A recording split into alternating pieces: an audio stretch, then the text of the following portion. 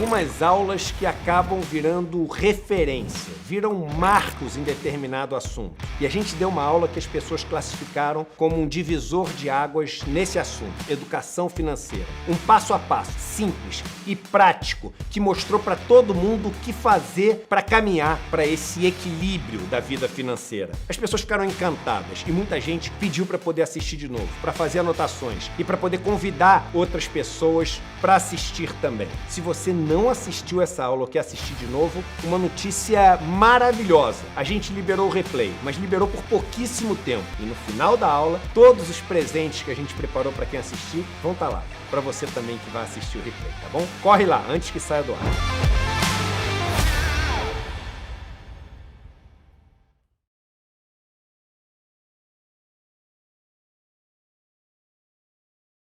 De outubro, 7h02 da manhã, estamos ao vivo, horário de Brasília. Muito obrigado para todo mundo que já está por aí nos acompanhando no nosso chat. Estamos com 1.500 pessoas já antes do começo do programa. Maravilha, né? Este programa só cresce, parece, né? Parece que cresce, né, o Gabriel? Tudo bem, Gabrielzinho? Tudo certinho, amor. E contigo? Tudo bem, foi tudo bom o seu final de semana? Maravilha, foi maravilhoso. Maravilhoso? Que bom, que maravilha. Teve sol, teve céu limpo, teve tudo. Teve sol, o céu tava limpo, exatamente. O céu sem fumaça, né? Como é que foi o final de semana de vocês também? Foi ótimo, foi bom, foi mais ou menos, enfim, né? Espero que tenha sido tudo dentro dos conformes.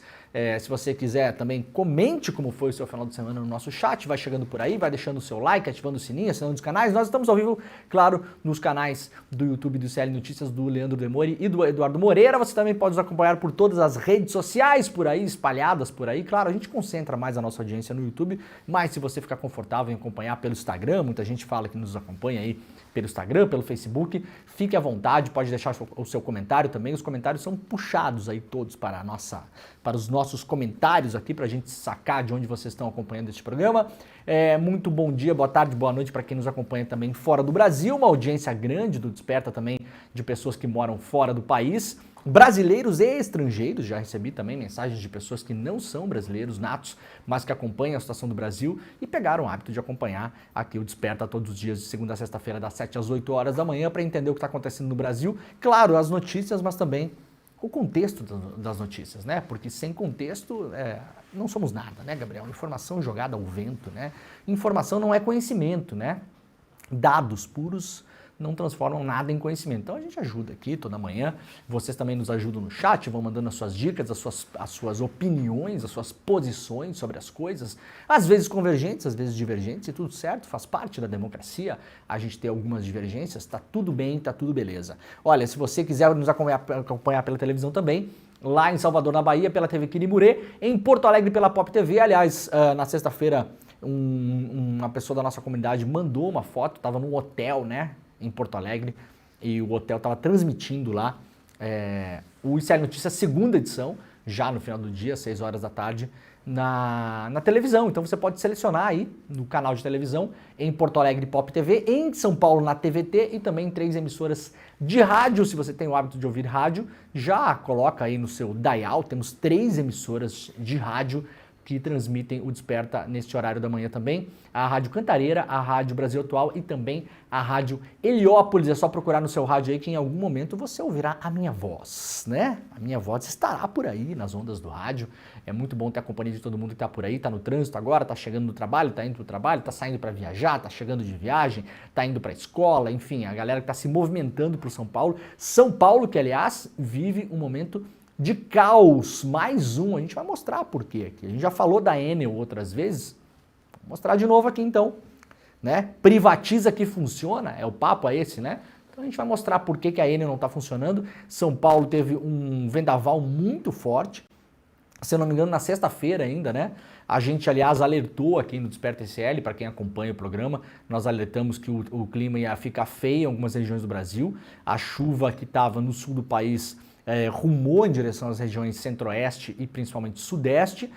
Alertamos aqui, inclusive, que você busque sempre a previsão local para se proteger desses eventos climáticos. Agora, São Paulo, aparentemente, em relação à energia elétrica, a única coisa que tem para fazer é mandar essa empresa italiana embora, né? Porque, olha, é um negócio inacreditável a incompetência. São Paulo chegou a ter no final de semana mais consumidores sem energia elétrica do que a Flórida do furacão Milton, Gabriel. Estava sendo anunciado o maior furacão de todos os tempos, aquela coisa toda, ele acabou tocando o solo com uma força muito menor do que o esperado, ainda bem, né, por sorte. Claro, causou muita devastação, muitas mortes também nos Estados Unidos, né, se eu não me engano, uma dezena de mortes, muita gente sem luz, inundações, e São Paulo conseguiu a proeza, parabéns, viu, a proeza de ter mais gente sem energia elétrica do que uma terra tocada por um dos maiores furacões já medidos na história. Esse é o dado que nós temos aqui e vamos trazer para vocês. Até agora, segunda-feira pela manhã, temos aí quase 800 mil pessoas sem energia elétrica em São Paulo, sem previsão de retorno, dito pela boca do próprio executivo da empresa italiana Enel. Esse é o resultado que temos por aí. Ah, era assim antes? Não era assim antes? Não, aparentemente não era assim antes, não lembro. Alguém lembra de ser assim antes? O privatiza que tudo melhora? Bom, tá aí o resultado. A gente vai falar sobre isso e sobre muito mais aqui. Eleição de São Paulo, claro. Temos aí uma pesquisa que foi feita a nível nacional para entender mais ou menos como está a cabeça do eleitor para as eleições de 2026. Pablo Marçal aparece em segundo na frente do Tarcísio. Eu vou explicar essa pesquisa. Acho uma pesquisa fora de lugar e vou explicar por quê. Essa pesquisa é fora de lugar. Tudo bem, a pesquisa mede a fotografia do momento, mas a fotografia do momento tem um rescaldo de uma campanha do Pablo Marçal que acabou de terminar. É óbvio que ele vai ter bastante intenção de votos, né? O cara que fez 1.700.000 votos em São Paulo, quase chegou no segundo turno, é meio evidente, né, por ele estar em evidência, que ele vai ter uma intenção de votos grande, tá? A gente vai mostrar isso aqui, a pesquisa Quest que saiu. Vamos lá então começar o programa de hoje, olha só. Os clientes no Brasil têm até quarta-feira para sacar 8,6 bilhões do sistema de dinheiro para receber aquelas granas esquecidas que você tem, sabe? Tem 8 bi e meio parado. Até quarta-feira é a data limite para você recuperar esse seu dinheiro. O prazo para resgatar os recursos vai até, portanto, 16 de outubro. Após a data, esses valores serão incorporados ao Tesouro Nacional. O Ministério da Fazenda diz que a medida não se trata de confisco, e que possivelmente haverá 30 dias adicionais para contestação. Então até quarta-feira você pode solicitar o saque e depois talvez, possivelmente, segundo o Ministério da Fazenda, vai ter 30 dias para contestar isso, mas aí é um outro procedimento, vai ter mais trabalho. Então é o seguinte, ó, eu tenho falado sobre isso aqui bastante, né? Porque vai que você tem uma bolada lá e não sabe, às vezes pode ser R$100, né? Mas teve gente que não sabia que estava perdida essa grana, foi lá, tinha 10 conto, 12, 15 mil, 20 mil, 30, 50 mil, porque é tanta coisa que aconteceu nesse país, de grana que metem a mão no nosso dinheiro, muitas vezes, né? É plano econômico, é seguro que faliu, é isso, é aquilo, que possivelmente muita gente aí tem dinheiro esquecido e não sabe. Aliás, você pode consultar até mesmo um advogado para saber em relação a familiares que já morreram, que podem ter esse dinheiro esquecido também, como você faz para resgatar, né? Então você tem alguém na família que já faleceu, mas teria direito a esse dinheiro, você pode consultar um advogado também para entender, né, como é que faz para resgatar essa grana. Segundo o BC, são 8,6 bilhões de reais. O sistema permite consultar pessoas físicas, inclusive as falecidas, e empresas que deixaram valores para trás em bancos, consórcios e outras instituições. O projeto, que já havia sido aprovado pelo Congresso, estabelece que o dinheiro esquecido não resgatado por pessoas físicas e jurídicas poderá ser incorporado ao Tesouro Nacional, ou seja, vai sumir essa grana, hein? Vai para o caixa. Em nota enviada ao site G1, onde estamos lendo essa notícia neste momento, o Ministério da Fazenda explicou que, além dos 30 dias para resgate após a publicação da lei, os clientes terão 30 dias para contestar o recolhimento dos recursos pelo Tesouro, ou seja, depois de quarta-feira, mas aí você sabe, né? Pode entrar no buraco negro da burocracia. A Fazenda reforçou que os interessados terão prazo de 6 meses para requerer judicialmente o reconhecimento do seu direito ao depósito. Logo, não há que se falar em confisco, claro, né? Caso não haja contestação do recolhimento, os valores serão então incorporados de forma definitiva como receita orçamentária primária, destacando que os recursos serão considerados para fim de verificação de cumprimento de meta do resultado primário, ou seja, para fazer lá o tal do superávit, né? Não vai ser nem usado esse dinheiro, ele vai ficar paradinho lá, porque o governo está tendo que arrecadar dinheiro de tudo que é lugar, e esse é um desses lugares. De acordo com o Banco Central, uma única pessoa tem 11 milhões e 200 mil reais esquecidos. Será que é você, Gabriel? Será que você tem 11 milhões esquecidos para sacar? Se Deus quiser. Olha, Gabriel, tem uma má notícia para você. Deus não tá nem aí para você, tá? Deus tá ocupado com outras coisas.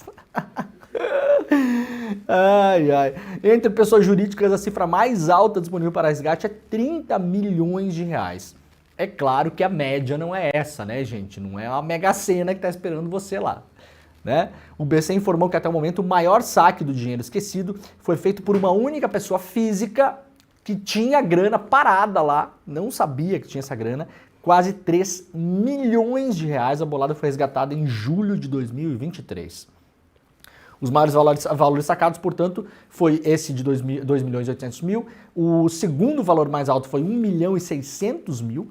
E o terceiro valor mais alto foi 750 mil reais, que foi sacado em março deste ano. Entre as pessoas jurídicas, o valor mais alto sacado, por enquanto, 3 milhões e 300, o segundo 1 milhão e 900, o terceiro 610 mil. Segundo o Banco Central, quase 1 milhão de pessoas têm até R$1.000 para sacar. Além disso, 5 milhões de pessoas têm entre 100 e R$1.000 esquecido. Então, o grosso, né, o contingente maior de pessoas tem pouca grana, claro, né? A maior parcela de beneficiários é quem tem até R$10. São 33 milhões de pessoas que têm até R$10 para sacar, mas é seu, né? Ah, é só 10, mas é seu. Vai lá, entra no sistema lá do valores a receber para você sacar essa grana que eventualmente está esquecida lá. Então, quase 1 milhão de pessoas têm acima de R$1.000 para sacar, aí pode ser 1.000, 2, 3, 30, 40, 50, acima de 1.000 pode ser qualquer coisa, né? Mas a maioria mesmo está aí de valores entre 10 e R$1.000, a imensa maioria das pessoas. Se tiver 500 lá, tá bom já, né, Gabriel? A graninha tá lá parada, né? É sua, né? Pode gastar. Se tiver 10 pilas já tá bom, né? Agora é um pastel. Se tiver 10 pilinhas já dá uma pasteleira, né? A pasteleira paga pelo Campus Neto, na verdade não é dele, o dinheiro é seu, né? Esse dinheiro foi confiscado em algum momento, né? Isso aí é por vários procedimentos que aconteceram ao longo dos últimos anos, processos judiciais, revisão de juros cobrados em taxas de administração, se você fez um consórcio, um seguro de vida, né? Se você tinha dinheiro numa aplicação bancária e eventualmente uma taxa de administração foi contestada e depois a justiça acabou derrubando, essa grana teve que voltar para o fundo e tal. Então tem várias situações ao longo da vida aí que eventualmente você pode ter sido beneficiado por uma decisão judicial, por exemplo, e não sabe, tá? Então consulte o sistema, inclusive para pessoas já falecidas, esse dinheiro é de direito e pode ser recuperado. Olha, dois falecimentos importantes no final de semana, né? Aos 73 anos morreu o publicitário Washington Oliveto, no Rio de Janeiro. Um dos mais premiados publicitários brasileiros, Oliveto foi um dos grandes criadores da propaganda no Brasil, na época que a propaganda era... Hoje em dia já ninguém mais dá muita bola para propaganda, né? Mas eu sou de uma época, Gabriel. Que ano você nasceu, Gabriel? 97. Não. 2006. 2006. Ai, chutei baixo ainda. 2006, Gabriel. Quantos anos tu tem, Gabriel? 2? 18. Ai, trabalho infantil no ICL. Denúncia. Temos trabalho infantil no ICL. Ai, que absurdo, velho. Bom, eu que nasci em 81, né? Os anos 90, principalmente, foram acho que a grande década da propaganda, né? A propaganda era antes da internet, para quem não pegou essa época, as propagandas eram, assim, super comentadas, sempre que saía uma propaganda nova, virava meme, não existia nem esse conceito de meme ainda, né? Mas virava bordão, a gente falava na escola, virava piada, realmente a publicidade, ela era incorporada no dia a dia do brasileiro, era uma coisa bem incrível, era uma produção cultural de massas, né? Claro, um negócio feito para vender produto e serviço, né? No fim das contas, uma coisa no Brasil e no mundo dito ocidental, largamente para favorecer a roda do capitalismo, obviamente sabemos disso. Mas era quase um bem cultural, né? A publicidade no Brasil. A gente tinha pouco acesso à informação, não tinha vídeo, não tinha celular, não tinha nada, né? Era basicamente viver de assistir televisão. E a publicidade, ela aos poucos no Brasil ela foi sendo incorporada também à nossa vida cultural, né? Muita coisa. O Washington Oliveto fez propagandas memoráveis, né? Quem não lembra do cara do Bombril, né? O cara aquele das propagandas do Mil e Uma Utilidades. A propaganda clássica do Oliveto também, o negócio do primeiro sutiã, coisas assim que quem é um pouquinho mais velho aí vai lembrar, né? E era tudo muito incorporado na vida cotidiana brasileira, cultural, entrava na linguagem também, né? Virava bordão, virava piada entre as pessoas também. Então, o Oliveto é dessa cepa, né? Dessa época, os publicitários chegaram a ser mega celebridades no Brasil. Hoje a gente não sabe mais o nome de um publicitário, né? Mas chegaram a ser mega celebridades no Brasil, citados em programas de televisão, entrevistados, viravam personagens de programas de humor, eram realmente estrelas, ganhavam fortunas, né, rios de dinheiro, sempre foram pessoas, esses caras estavam no topo, né, Washington Oliveto, Nizam Guanais, caras super bem sucedidos também, né, super requisitados, e até alvo de violências, né, o Washington Oliveto chegou a ser sequestrado durante um tempo, conseguiu fugir do cativeiro, né? Então, assim, eram celebridades. Eram celebridades, de fato, da vida cultural brasileira, uma espécie de influencers, a gente teria hoje os influencers, né? Um pouco como são os youtubers, a galera da internet e tal, não sei o quê. Os publicitários estavam muito nesse lugar, assim, e o Washington Oliveto talvez seja a maior expressão disso. Criador, inclusive, de coisas super importantes, né? Foi um dos fundadores da democracia corintiana, o Washington Oliveto, criador de jingles famosos, de música, se não me engano, aquela do Jorge Benjor da W Brasil, né? Alô, alô, W Brasil, se eu não me engano, a composição é dele, né? W Brasil, aliás, era o nome da agência do Washington Oliveto, né? Então, acaba um pouco, né? Uma era, assim, com o falecimento do Oliveto. Ele estava internado desde junho no Hospital Copa d'Or, no Rio de Janeiro, por complicações pulmonares. Morreu de falência múltipla de órgãos, nascido em 1951, começou na publicidade no final dos anos 60, ganhou aí vários prêmios em Cannes, aquela coisa toda, né? Super premiado e uma figura importante aí do Brasil, com todas as suas idiosincrasias e, né, contradições, tudo, né? Um cara que tem uma vida importante, né? Escreveu 4 autobiografias. Publicitário falando de si mesmo não é novidade, né, Gabriel? 4 autobiografias, parece jornalista até. Livros sobre o Corinthians, enfim, bastante coisa, né? Em 2013, o samba enredo da Escola de Samba Gaviões da Fiel foi sobre a história da publicidade e homenageou o Oliveto. Deixou 3 filhos, Homero, e 2 gêmeos, Antônia e Theo, e as condolências à família aí também. E uma outra morte importante desse final de semana foi do comediante Ari Toledo, um outro ícone, né? 87 anos.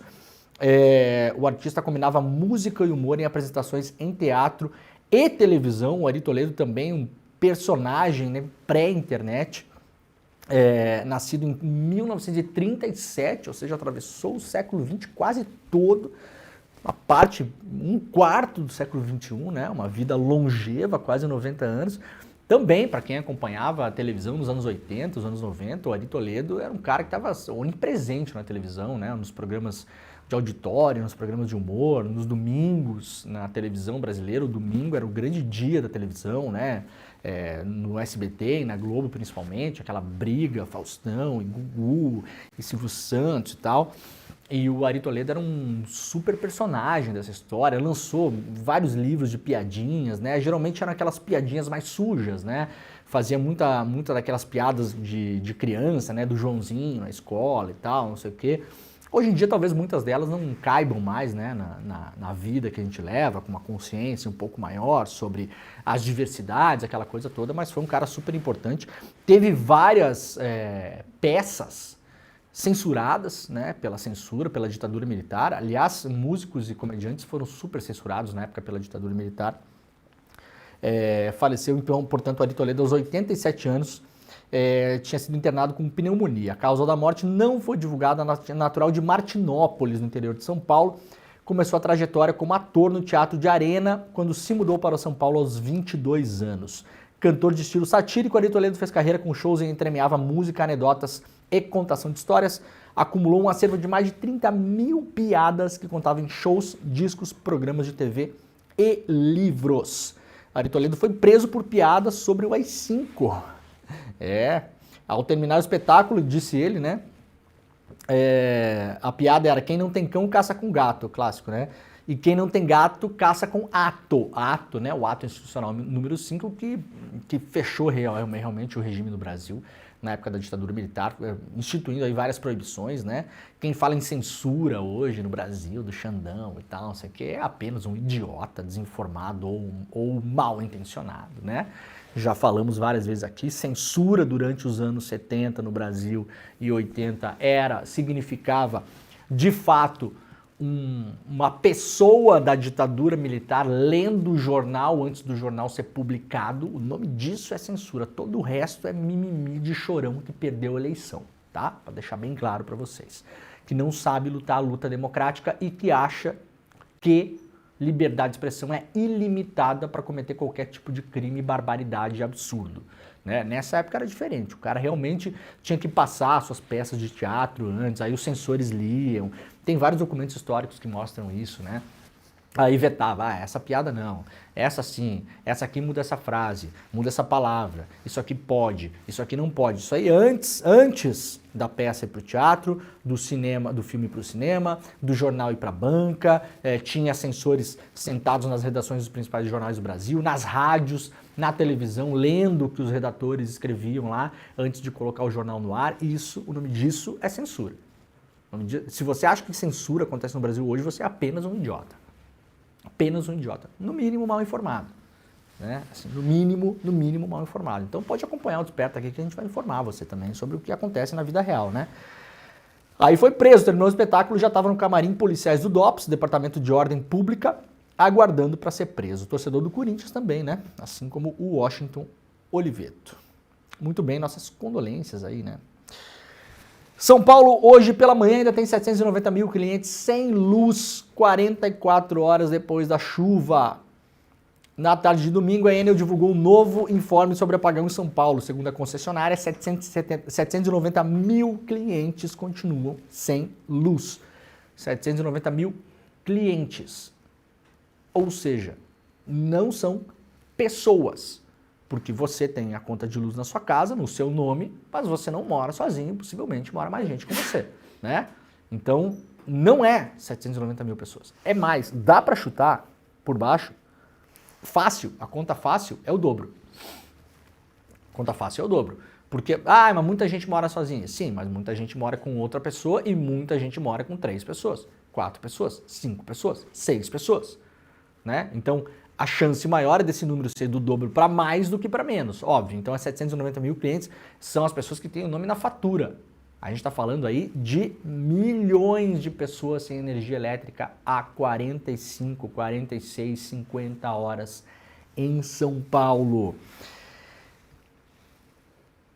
Desde sexta-feira, a tempestade deixou 2 milhões de imóveis sem energia. A Enel conseguiu restabelecer o fornecimento, por enquanto, de 1,3 milhão de clientes. A empresa informou também que equipes do Rio de Janeiro e do Ceará foram deslocadas para ajudar nos trabalhos. A gente já vai ver por quê. Por que São Paulo está precisando de ajuda de gente de outros estados? Por quê? Vamos mostrar aqui para vocês, dado objetivo, fato acontecido, da realidade. A opinião não interessa aqui, né?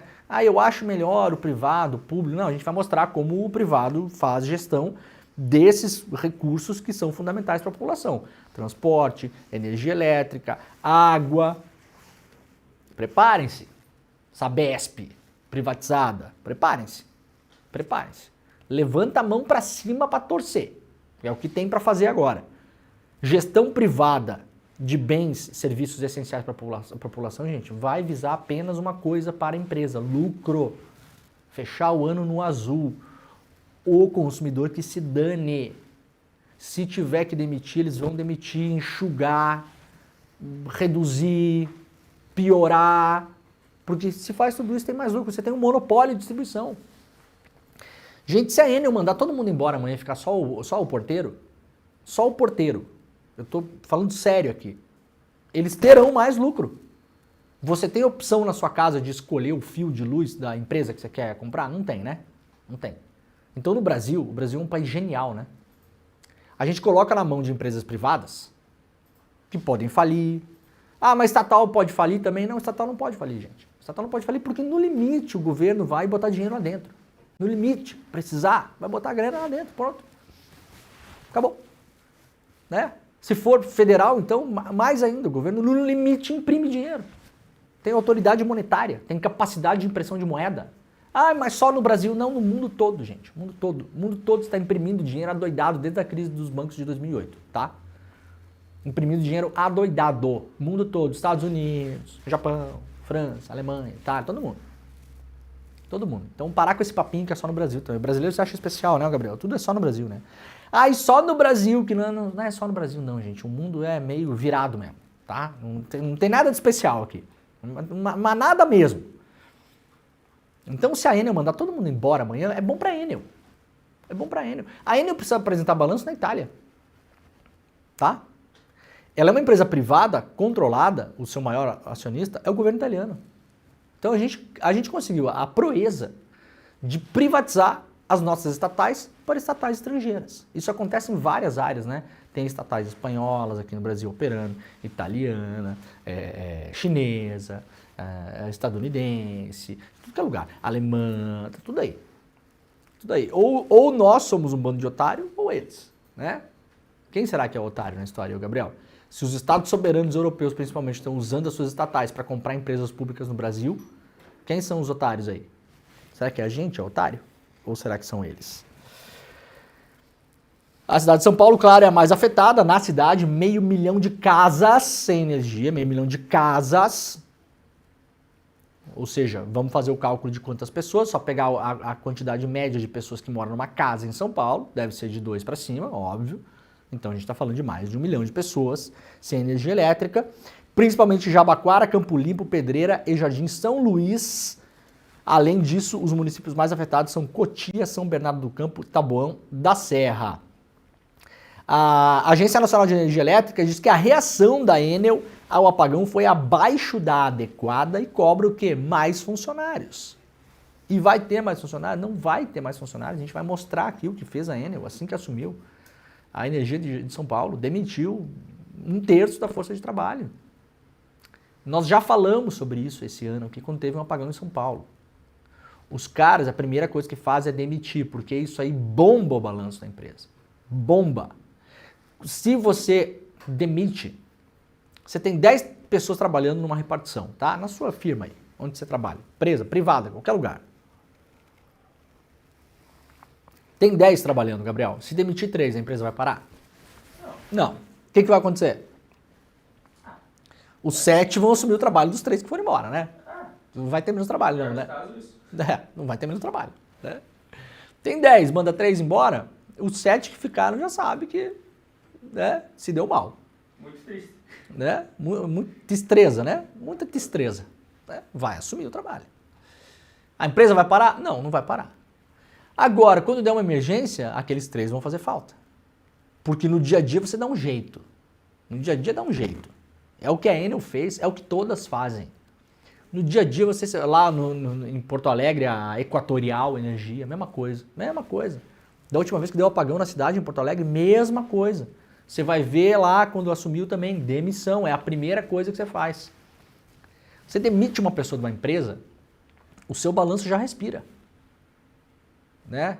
Ah, mas a máquina inchada, não sei. Bom, tá aí, então a máquina enxuta. Vocês estão vendo? Tá, ó, população de São Paulo. Vamos enxugar a máquina. Bom, a Enel é uma máquina enxugada. Vocês estão tendo a prova do que é uma máquina enxugada. Quem fala em enxugar a máquina, tá aí, ó. Tá aí. Não reclama, tá? Vocês estão com a energia da cidade hoje gerenciada por uma máquina enxugada chamada Enel. Esta máquina enxugada é uma empresa controlada pelo Estado italiano. Ou seja, no limite, até podemos chamar de estatal. Não é estatal pura, o governo italiano controla através de uma fatia majoritária, tá? Mas é uma empresa de capital misto, controlada pelo Estado. Então, vocês querem saber como funciona uma empresa enxugada? Vamos enxugar a máquina. É assim. É assim. Estou dizendo que não tem problema em empresa pública? Não. Só que a empresa pública, ela não coloca idealmente, o lucro na frente do serviço ao consumidor. Essa é a grande diferença. E se ela precisar de grana, o Estado está ali para botar. E se ela precisar de grana emergencial, o Estado vai botar grana emergencial. É mais fácil, o caixa é mais fundo. Pode até, no limite, ter prejuízo. Pode ter prejuízo. Pode. Um prejuízo controlado? Pode ter. Quer ver um exemplo? A gente já deu o exemplo das enchentes no Rio Grande do Sul. Varreu várias cidades.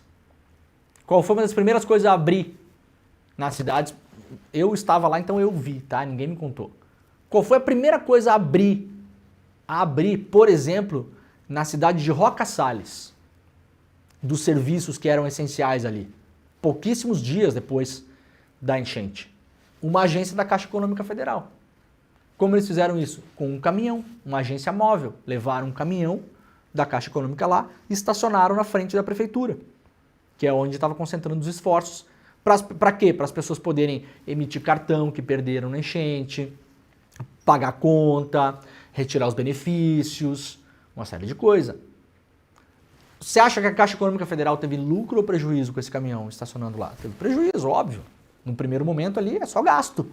Uma empresa privada optaria por fazer isso? Dificilmente não. Tanto não que não fez lá em Roca Salles, Mussum, né? Não fez. Não tinha caminhão de empresa privada lá. Se você tinha que pagar uma conta da loja lá, sei lá, é o quê? Lá nas cidades pequenas não tem loja Renner, sei lá, uma dessas lojas aí. Você tem um crediário numa loja de eletrodoméstico. A loja foi varrida pela enchente.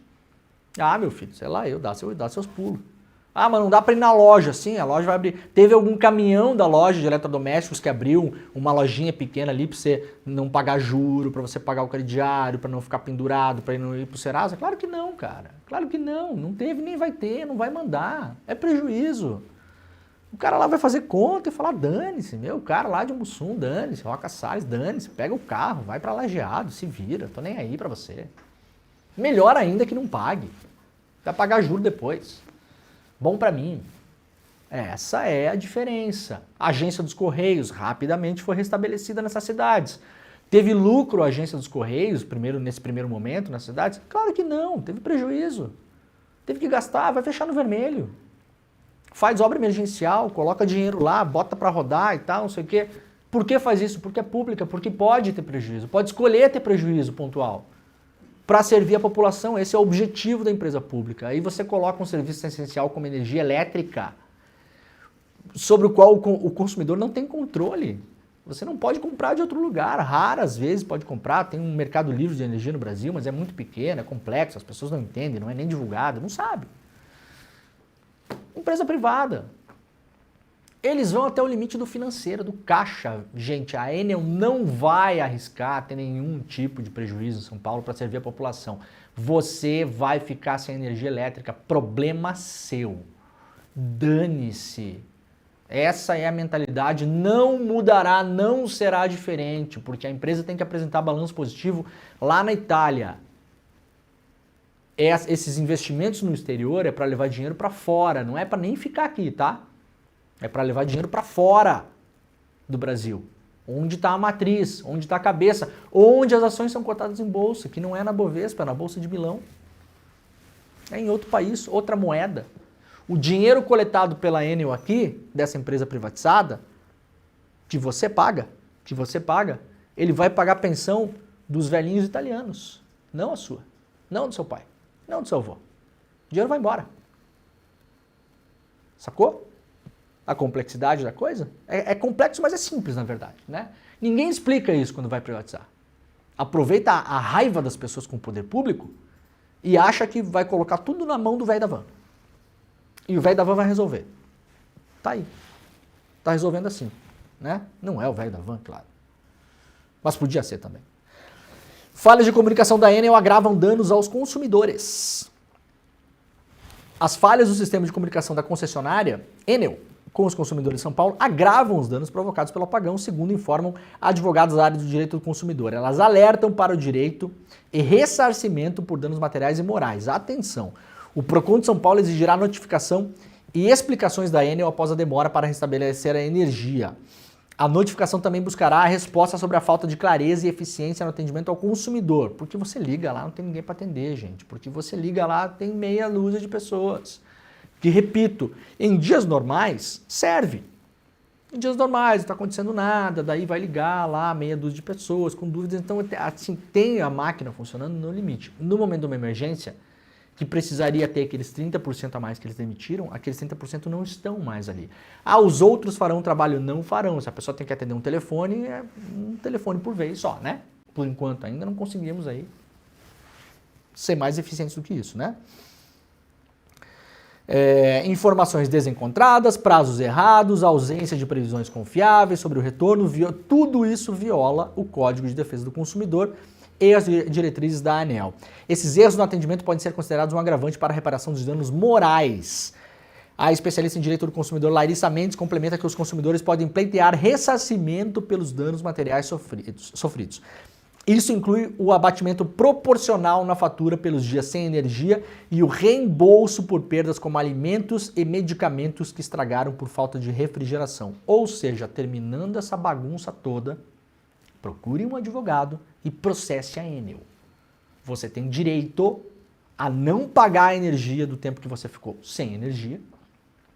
Ah, mas como assim? Se eu não estou gastando, eu não vou pagar. Não, você paga já sem gastar mesmo, né? Porque você tem taxa de administração, tem uma série de coisas que ela é dividida pelos 30 dias do mês. Então você está pagando, todo dia você paga, mesmo que você não usar. Se você desligar o contador da sua casa, você vai continuar pagando. Taxa mínima, uma série de coisas. Então você não precisa pagar isso e você pode sim pedir ressarcimento para a Enel em relação a alimentos estragados, né? E perdas de medicamentos também, muita gente depende de refrigeração para medicamentos, tá?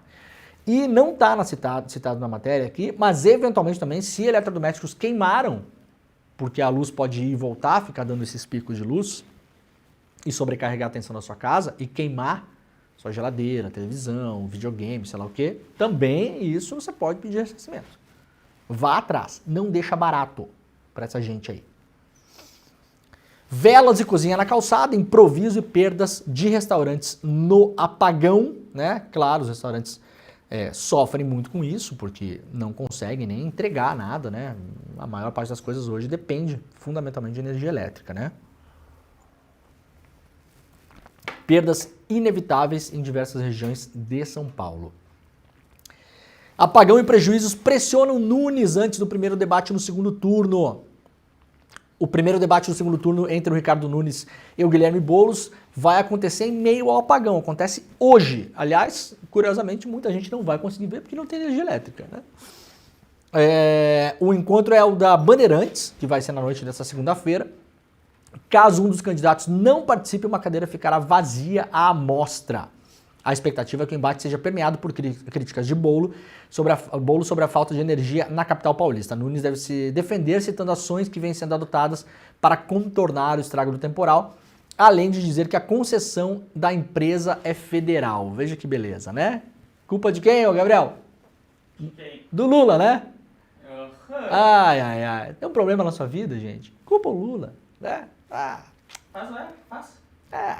O PT, comunismo, né? É assim, né? PT, comunismo, Lula, tá. Eu não. É federal. Tá igual o Sebastião Melo lá em Porto Alegre no debate. No último debate, antes do primeiro turno, né? Mas doutor, o senhor tem e a enchente aqui. E a enchente? O senhor não fez manutenção de dique, comporta, muro, casas de bombeamento para bombear a água para fora da cidade, nada disso. Obrigação disso, prefeitura, governo local. Tinha até um órgão para isso em Porto Alegre chamado DEP, que foi extinto na administração do Nelson Marquesan. Máquina enxuta, tá, gente? Enxutíssima máquina. Enxuta. Funcionando assim, né? Vamos acabar com os funcionários públicos. Vamos enxugar a máquina. Tá lá o resultado. O que Sebastião Melo falou, Gabriel? Não, o sistema quem construiu foi o governo federal nos anos 70. Culpa de quem, Gabriel? Do Lula, claro. Tá. Sua vida tá ruim. Né? A vida amorosa não tá legal. O Lula.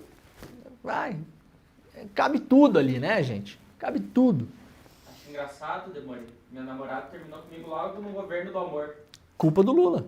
Culpa do Lula. Claro. Você não tem o Lulinha da sorte. Sorte.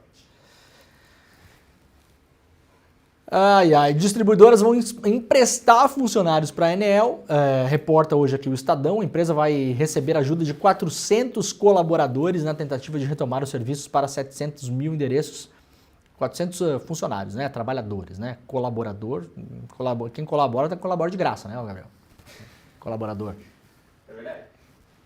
Recebe salário é trabalhador, né, gente? É colaborador. Colaborar, você colabora, assim, de vez em quando. Se é colaborador, o cara pode não ir trabalhar na segunda-feira, Gabriel? A empresa que tem colaborador, atenção. Se você é colaborador de uma empresa, você pode, por exemplo, não ir trabalhar na segunda-feira de manhã. Por que não veio trabalhar, ô José? Porque hoje eu decidi não colaborar.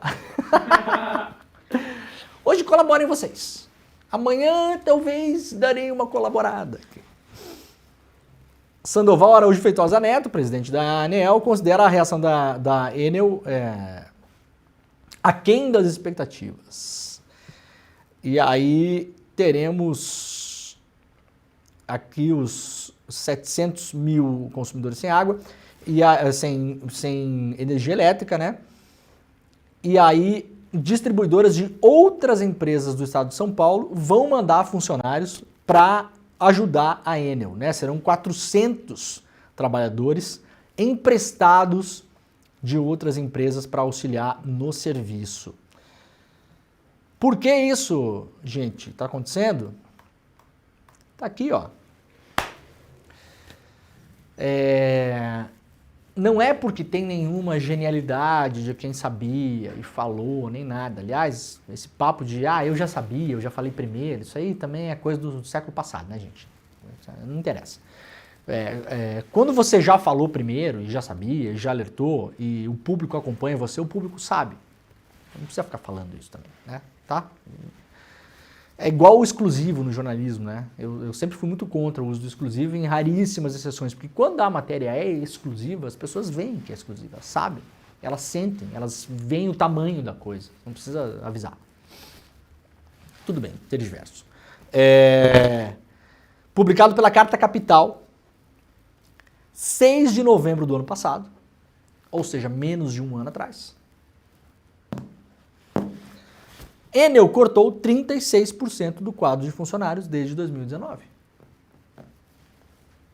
Alguma chance de dar certo isso? Bom, para a empresa deu super certo, né?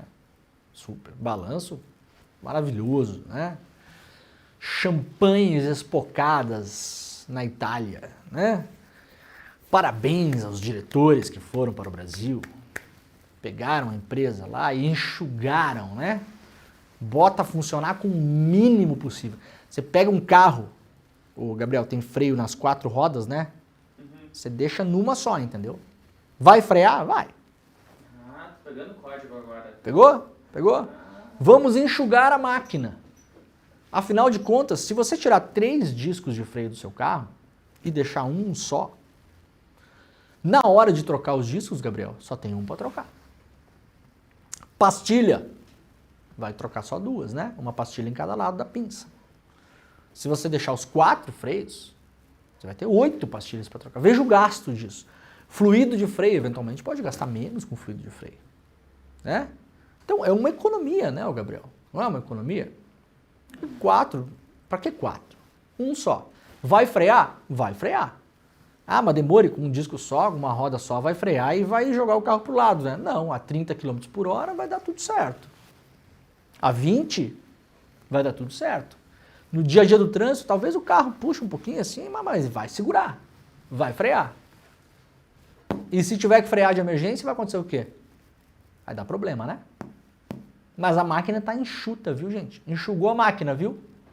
Enxugou a máquina. Tá assim, ó, tá incrível, tá ótima. Né? Porta, 4 portas. Pra quê, Gabriel? Bota uma porta só, Gabriel, no carro. Entra todo mundo pela mesma porta. É manutenção a menos, gente. Para que tanta porta num carro? Né? Tem mais porta do que carro no carro? Para quê? Que exagero. Né? Não é assim a lógica? Farol, deixa um só. Vai iluminar igual, né? Ah, mas é menos eficiente. Bom, qual empresa que era mais eficiente? Antes de demitir 36% dos funcionários ou depois? Qual era mais eficiente? Entenderam o ponto de vista da eficiência? Eficiência para quem? Para a Enel, a empresa hoje está mais eficiente. Para o consumidor, não me parece. Empresa italiana adquiriu em 2018 73% das ações da estatal Eletropaulo, tornando-se acionista majoritária da companhia. Mandou 36% dos funcionários embora desde 2019, segundo informações de relatórios disponibilizados pela própria Enel ao mercado. Isso aqui não é a carta capital que está achando. Relatórios da empresa, que é obrigada a publicá-los no mercado, inclusive.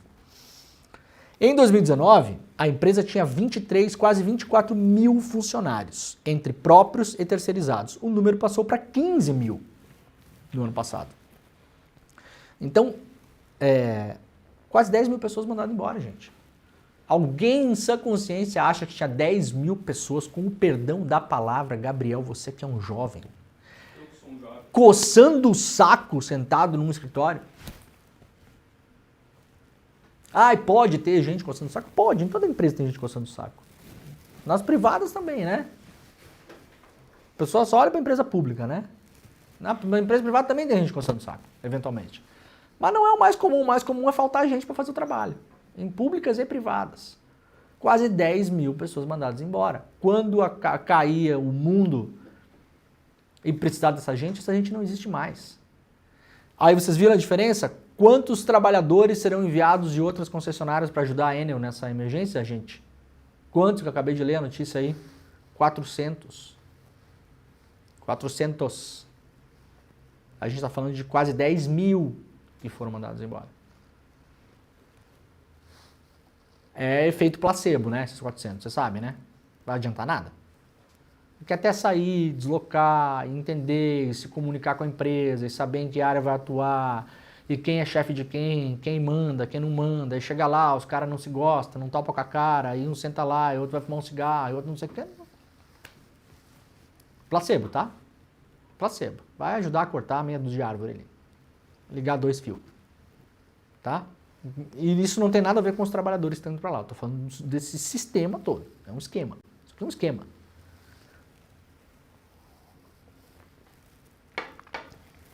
Então tá aí a máquina enxuta, viu, galera? São Paulo vai continuar às escuras por tempo indeterminado, disse a Enel.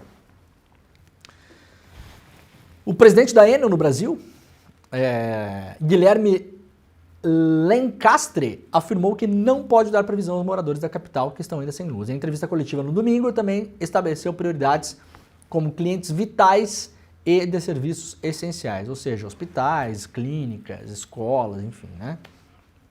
Que depende de energia elétrica para manter pessoas vivas, basicamente, né? O uso de respiradores, refrigeração de medicamentos, cirurgias, uma série de coisas. Disse ele, eu não consigo dar previsão de qual dia ou quanto tempo a gente vai restabelecer a energia. A gente vai atuar para que isso aconteça de forma mais rápida possível. Nosso foco é no cliente, não é mentira. As nossas priorizações são os clientes vitais, mentira. Clientes de serviços essenciais, falso, por exemplo, para não ter falta de água. Porque também falta água nessas horas, porque a água precisa de estações de bombeamento que funcionam com energia elétrica. E uma coisa leva a outra. Afirmou que a Enel presta ajuda para hospitais, incluindo a facilidade posta por alguns que têm seus próprios geradores. A operação hoje tem uma dimensão e complexidade com as novas equipes entrando. Acabei de falar, vai entrar a equipe nova agora, gente, 400 pessoas, para se comunicar dentro de uma outra empresa, os caras que não são nem funcionários da empresa. Esquece. É muito difícil dar previsão. Eu sei que todos os clientes pedem isso, mas a gente não pode dar uma previsão nesse momento, disse a imprensa. Portanto, meus amigos em São Paulo, boa sorte. São Paulo tem mais pessoas sem luz do que a Flórida depois do furacão, reportou o ICL Notícias no final de semana, no dia 12, no sábado, né? O temporal que abateu a cidade de São Paulo na noite de sexta-feira deixou mais pessoas sem energia elétrica do que o furacão Milton quando atingiu o estado da Flórida. O Milton, de categoria 3, foi classificado por autoridades meteorológicas dos Estados Unidos como extremamente perigoso. De acordo com nota da empresa concessionária Enel, o fornecimento de energia elétrica foi interrompido e ainda não havia retornado, isso ainda no sábado, para 1,5 milhão de consumidores, o que equivale a cerca de 18% do total de clientes da distribuidora em sua área de concessão. No mesmo horário, segundo o site de monitoramento dos Estados Unidos Power Outage, o número de clientes sem energia na Flórida estava abaixo de 1,4 milhão. No pico da falta de luz durante a passagem do furacão, a Flórida teve mais de 4 milhões de clientes sem serviço, né? Portanto, o furacão que passou ali, arrebentou com tudo. São Paulo teve aí, foi intenso, claro, não estou dizendo que não foi intenso, mas para quem mora em São Paulo e acompanhou sabe, foi 30 minutos, 30, 40 minutos, e o caos estava instaurado. Eu fico imaginando se o furacão Milton, em São Paulo a gente tem o furacão Nunes, né? Esse aí foi o furacão Nunes. Se tiver o furacão Milton em São Paulo, o São Paulo fica assim 3 anos sem luz. Dá para fazer uma média mais ou menos aí, né? 3 anos sem luz. Eu diria até que a Enel abandona, passa o cadeado na sede e vai embora, volta para a Itália. E o Estado vai ressarcir ela ainda, que eu não duvido, né? Aí pega o contrato de concessão, o equilíbrio econômico, financeiro do contrato, tem tudo isso ainda. A gente viu essa discussão do aeroporto de Porto Alegre aqui, tá? É a mesma coisa. Mesma coisa. Os caras fazem o mínimo, querem lucrar o máximo e no limite abandona o barco e ainda vai pegar e vai ter jornalista que vai apoiar e vai achar ótimo, né? A concessão, o equilíbrio econômico financeiro e R$1 bilhão para cá e R$1 bilhão para lá e um dinheiro para ali, um dinheiro para lá. Um país assim muito bem aculturado nessa história da concessão, nós brasileiros, né? Um país muito bom, muito bom. O Nunes confirmou a presença no debate da Band hoje, tá? O Nunes que não foi no debate que teve, se não me engano, na Rádio CBN, né? Foi só o Boulos, a cadeira ficou vazia. Havia expectativa de que não participasse de debates no primeiro turno, mas escolheu participar de alguns debates. Band, TV Globo e, se não me engano, SBT. Tem um terceiro aí. Por enquanto, o Nunes confirmou presença nesses 3. Então, hoje, debate lá na Bandeirantes. Que horas vai ser esse negócio aqui? 10h30 da noite.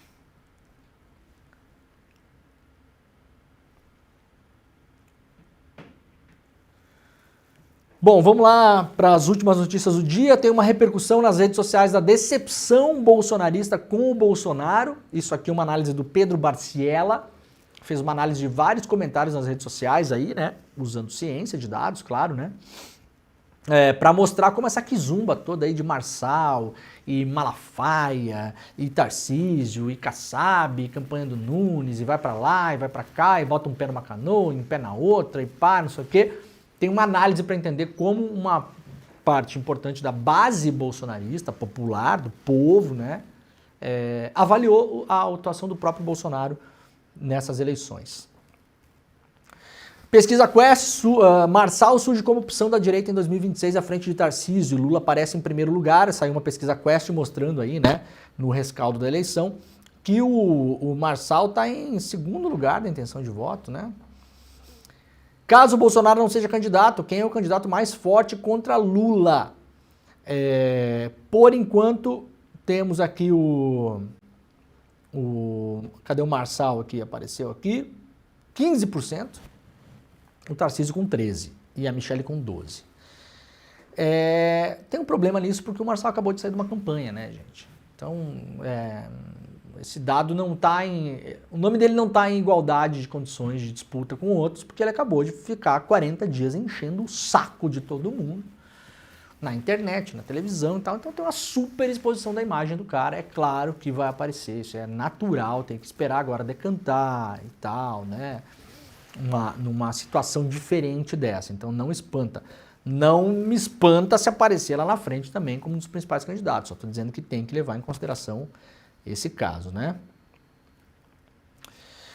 A BBC News Brasil fez uma matéria bem interessante mesmo. Para onde vai o voto da Marçalândia no segundo turno? O sistema não vai fazer nada por você.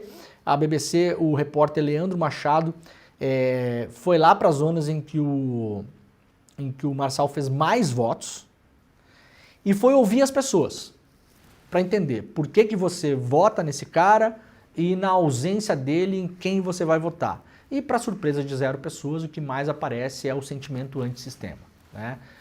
O poder público não serve para nada, não vai fazer nada por você, só cobra imposto e não entrega nada. E aí o Marçal, ele é um cara fora da política. Veja só, Bolsonaro 2018, né? Hein? Berlusconi 2006. Berlusconi 2006. Esse é o pai de todos da extrema-direita, e pouco falado, né? Fora do sistema, já tem dinheiro suficiente e não precisa, então não vai roubar. É toda bobajada que a gente viu. O Maluf também tinha dinheiro suficiente e não ia roubar, né, gente? O Berlusconi também tinha dinheiro suficiente e não ia roubar. Todos eles. Todos eles. Mas o papo é o mesmo. Eu me teletransporto para Roma 2008, quando eu morava lá, acompanhando a política local. É a mesma coisa, é idêntico, é impressionante. Papo anticomunista, tudo isso tinha na Itália na época também com o Berlusconi. Anticomunismo, falava pra caramba.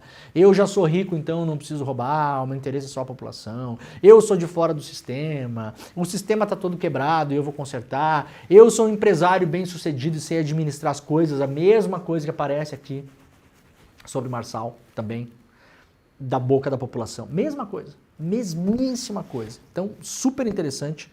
A matéria está lá na BBC News Brasil. Eu acho que por hoje é isso. Olha só, eu tenho umas coisas que ficaram para trás aqui que eu quero trazer amanhã, super interessantes, mas não vai dar tempo, tá? Então, ó, o programa tá acabando. Tá acabando. A gente vai ter um evento essa semana, rapidamente aqui, o Gabriel, coloca pra gente que dia vai ser o debate. Temos um debate sobre os rumos da esquerda brasileira, aqui no ICL, que vai acontecer, se eu não me engano, na quarta-feira, né, o Gabriel? E qual é o link? O Gabriel não separou a máscara, né? Falou que tinha separado, Gabriel. Não separou. Deixa eu pegar aqui rapidinho, peraí. Teremos um debate importante sobre os rumos da esquerda brasileira. Várias personalidades já confirmaram aí, né? Pessoas importantes que debatem o campo da esquerda, né? Quarta-feira. Quarta-feira, que horas? Quarta-feira, às 8 horas da noite. Quarta-feira, 8 horas da noite, vai ser transmitido ao vivo nos canais do ICL. A gente vai ter um debate sobre os rumos da esquerda brasileira, sobre tudo isso que a gente está falando aqui, né? O que tem que ser feito, como é que a gente chega de novo na população, como é que comunica, se não comunica, se o momento é o momento da extrema-direita, se o caminho é pela via eleitoral das democracias burguesas liberais, ou se vamos pegar as armas e fazer uma revolução, né? Tudo isso, Gabriel, tudo isso estará na mesa, né? Na quarta-feira, 8 horas da noite, nos canais do ICL, vai ter Manuela Dávila, vai ter Vladimir Safatli, Lindbergh Farias, quem mais tá dos nomes aí pra gente falar, Gabriel? Leonardo Péricles. O Léo Péricles. Renato Freitas. O Renatão Freitas, meu amigo, querido, amado. Gessé. O Márcia Tiburi. Então vai ter uma galera debatendo aí na quarta-feira. Vai ser ao vivo aqui no ICL. Amanhã eu dou mais detalhes sobre isso e coloco todos os nomes. Acho que estou esquecendo de alguém aí, mas tudo bem. Amanhã a gente organiza aqui, tá? Mas prepare-se. O link é icl.com.br/debate. icl.com.br/debate. Vai ser ao vivo, online, gratuito, tá? Um mega evento cabeção pra gente pensar aí os rumos da esquerda brasileira. Tá bom? É isso. Um beijo. Até amanhã. Tchau. Tem algumas aulas que acabam virando referência, viram marcos em determinado assunto. E a gente deu uma aula que as pessoas classificaram como um divisor de águas nesse assunto, educação financeira. Um passo a passo, simples e prático, que mostrou para todo mundo o que fazer para caminhar para esse equilíbrio da vida financeira. As pessoas ficaram encantadas e muita gente pediu para poder assistir de novo, para fazer anotações e para poder convidar outras pessoas para assistir também. Se você você não assistiu essa aula ou quer assistir de novo, uma notícia maravilhosa. A gente liberou o replay, mas liberou por pouquíssimo tempo. E no final da aula, todos os presentes que a gente preparou para quem assistir vão estar lá. Para você também que vai assistir o replay, tá bom? Corre lá, antes que saia do ar.